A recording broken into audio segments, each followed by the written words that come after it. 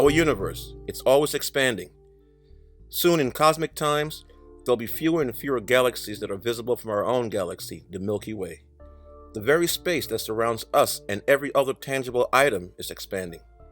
That means that the space between stars, planets, buildings, and even molecules and atoms is growing. Actually, the space is growing, but the distances are not. But that depends on the distance. Well, actually, something ain't right.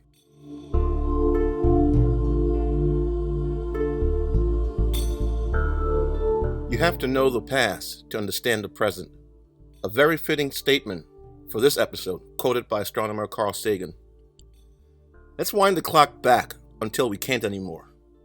At this point, there's nothing but this point. This point is our entire universe about 13.7 billion years ago. It's smaller than the size of an atom. It's hard for us to imagine, but it shouldn't be if we consider that matter is mostly empty space anyway. And at this point in time, there were only subatomic particles. There were no galaxies, stars, or planets. Just subatomic particles. And just like anything else in life, something changed big time. The universe started expanding very rapidly. By rapid, I mean in the time frame of many orders of magnitude smaller than 1 nanosecond, the observable universe went from the size of a subatomic particle to the size of a grain of sand. The end result may not seem like much, but for comparison, it's like going from that grain of sand to the size of 10.6 million light years in the same amount of time. This rapid expansion is called inflation. It's during this time period that the universe cooled down enough for subatomic particles to form atoms and also for the fundamental forces to become active. For the next several billion years, the universe gradually cooled and the expansion slowed down further. First, stars formed, and after a while, they arranged themselves under the influence of their own gravity into galaxies. After another while, planets formed around new stars from the remains of older stars in those galaxies. At first, gravity was causing the expansion of matter to slow down. Because of this, it was thought that the expansion would eventually stop and possibly even reverse. However, in 1998, we discovered that this wasn't the case. The expansion was not slowing down, but in fact, it was accelerating.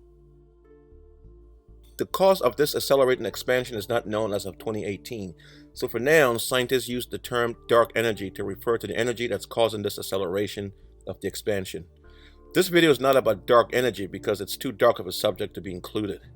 But what we can say is that dark energy exists everywhere in the universe, moving everything apart. This is the case given the age and size of the universe.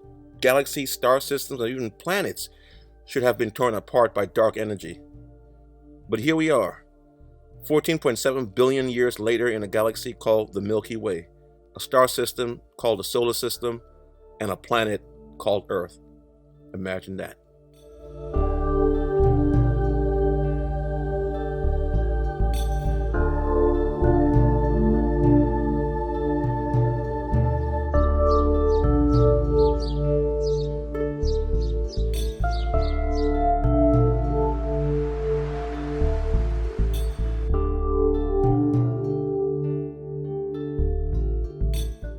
Maybe space is expanding only in regions between galaxies. Maybe the expansion affects only big things like galaxies. Or maybe it's because of Santa Claus. While speculations are useful as a starting point, they should always be followed by hypotheses and experiments. This is DFX rule number 2. Remember that. To understand why galaxies and star systems aren't flying apart because of the expansion of space, we need to talk about forces. When talking about forces, we're only concerned with what's known as the fundamental forces. These are forces that don't appear to have any interaction that's the cause of them. A force in this case can be described as an energy field. This field is able to impact momentum on certain types of particles depending on the field. There are 4 fundamental forces. Strong nuclear force. This is the force that keeps the nucleus of an atom together. Protons are positively charged and tend to repel each other. If it wasn't for the strong nuclear force, they would actually succeed and the atoms wouldn't be. Sounds like a rhyme, doesn't it? Next, we have the weak nuclear force. This force is responsible for certain types of radioactive decay and is very important for nuclear fission, a process in which heavier elements are converted into lighter elements. This is also the process we use in our nuclear fission power stations to create energy. After that, we have the electromagnetic force. This force acts on all charged particles and is responsible for the chemical properties of matter, the property of electricity, light, magnet, and even friction. This force is the most diverse when it comes to how it affects us. But then, there's gravity, our fourth and last force on this list.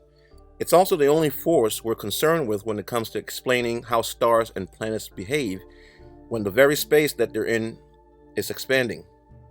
But first, it's important to know that gravity is the weakest force of all fundamental forces. That's right. To put this into perspective, all of the electrons in just a 3.8-liter bottle of water can exert more force than the entire mass of Earth if that Earth was on another Earth. By the way, the mass of Earth is 5.972 times 10 to the 24 kilogram. So that's some serious force. Star Wars got nothing on this electro-aquamagnetic bottle. When it comes to the mass versus force ratio, gravity is nothing compared to the other forces. But what gravity lacks in the mass versus force ratio, it more than makes up in two important properties: sphere of influence and the type of matter that it affects. The strong nuclear force has an effective range of 10 to the negative 15 meters. That's 6 orders of magnitude smaller than 1 nanometer. The weak nuclear force is even worse, with an effective range of only 10 to the negative 18 meters, 9 orders of magnitude smaller than the nanometer. Now, the electromagnetic force is much better when it comes to mass versus force ratio. It has an unlimited range, though the force will diminish over time based on the inverse square law. This law states that the intensity of an effect changes in inverse proportion to the square of the distance from the source. For example, if the force of gravity at 1 unit distance from the source is 100, then at a distance of 2 units, the strength of gravity would be 1/4, or 25. And at 3 units away, it would be 1/9, or about 11, and so on. Well, gravity also behaves according to the inverse square law, but there's one other thing that gravity does that electromagnetic force can't. Gravity is only an attractive force. It cannot repel. Sorry about the bad news for all you anti-gravity folks out there. This one fact is what gives gravity the edge over electromagnetic force, which can either attract or repel. Opposite attracts and like charges repel. Because of this, the electromagnetic force tend to cancel each other out.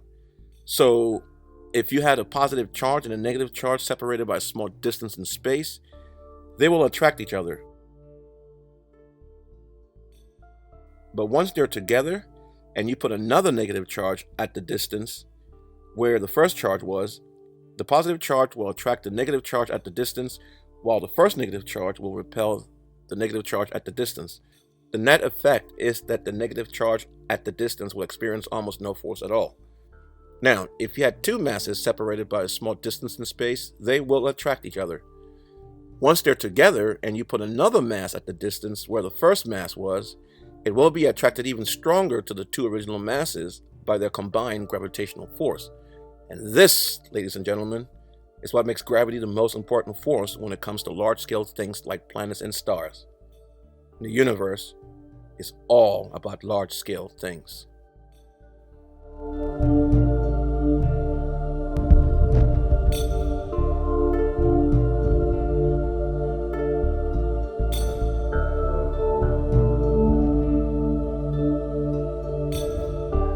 So, now that we know that gravity is the only force that can still have significant effect at great distances like hundreds of thousands of light years, we can now look at how it helps us explain the behavior of matter in an expanding universe.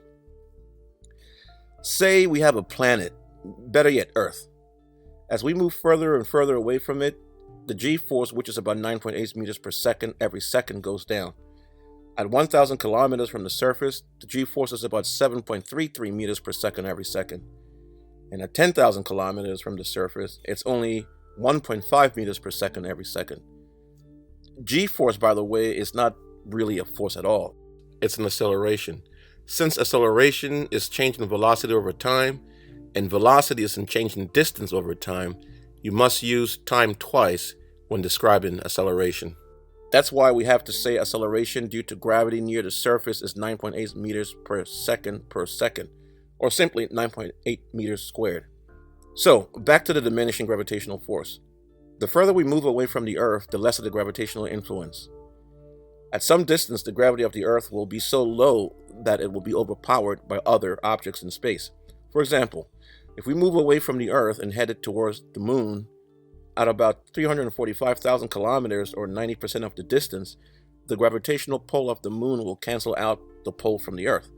Any closer, the gravity of the Moon will be stronger than that of the Earth at that point, even though the Moon is much smaller and has at its surface a little bit more than 1/10 the gravity that Earth has at its surface. Let's continue our journey and move away from the Earth-Moon system. At some point, depending on your position, other planets, smaller and bigger, or even the Sun will have more gravitational influence than Earth. Going even further, when we leave the solar system, we move into what's called Interstellar Space. Good movie, by the way. This is the space between stars, hence the name. In this region, gravity is much, much weaker than anything we've encountered in our solar system. The only objects here with gravitational influence are the nearby stars like our Sun. Planets from nearby stars have no influence out here. Their gravitational field still exists out here, but they're overpowered by the apparent star's gravitational field, even though it's only 6 times 10 to the negative 14 times that of the gravity on the Earth's surface. That's about 2 nanometers per second squared. It may be small, but in interstellar space, it's the only game in town. It's the strongest force that moves things around. That's why things that originate and move in interstellar space tend to move kinda slow. Interstellar space has very little matter compared to the amount of matter within star systems. The average distance between stars in the Milky Way is about 5 light years. So within the Milky Way, at a distance of 2.5 light years on average from a star, is where you'll find gravity at its weakest. At this point, the gravity of the Sun would be only 1/25 billionth the strength compared to the strength it is at the distance of Earth. If we went further than 2.5 light years, the gravitational effect of nearby stars will become stronger. 1/25 billionth is tiny, but we can go even lower than that.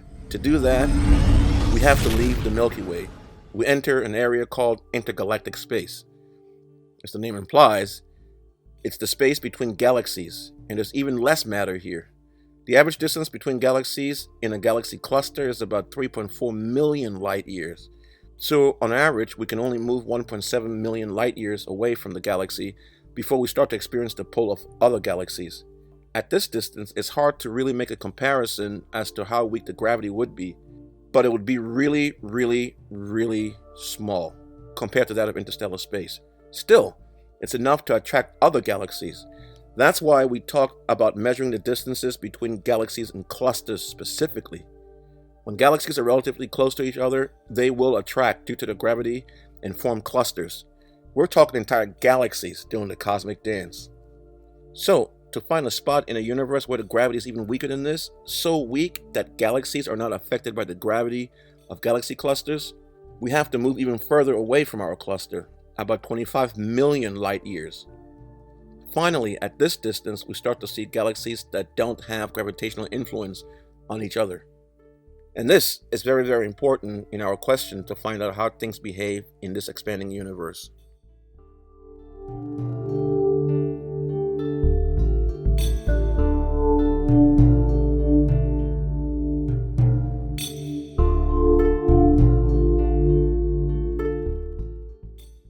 Space, the final frontier, is not only expanding, but this expansion is also accelerating. Though the cause of the acceleration is not known as of 2018, we do know the strength of it. This energy, or more properly dark energy, is so low and never diminishes because it's everywhere and not impacted by the inverse square law like gravity is, that it only becomes dominant in areas between galaxy clusters. That's where the strength of gravity is almost zero, because the nearest concentration of matter is on the average 25 million light years away.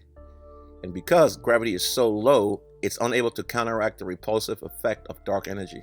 At smaller distances, the gravity between two objects is strong enough to counteract, neutralize, and dominate the accelerating expansion of space between them. Another way to think of it is this. Imagine a strong magnet on a pole in the middle of a slow-moving river.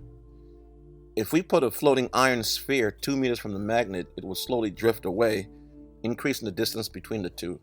Now, if we put a sphere closer, say half a meter away from the magnet, then the magnetic force may be strong enough to counteract this drift, so that the sphere either stays at a constant distance from the magnet and not drift, or it will more likely drift towards the magnet, decreasing the distance between them.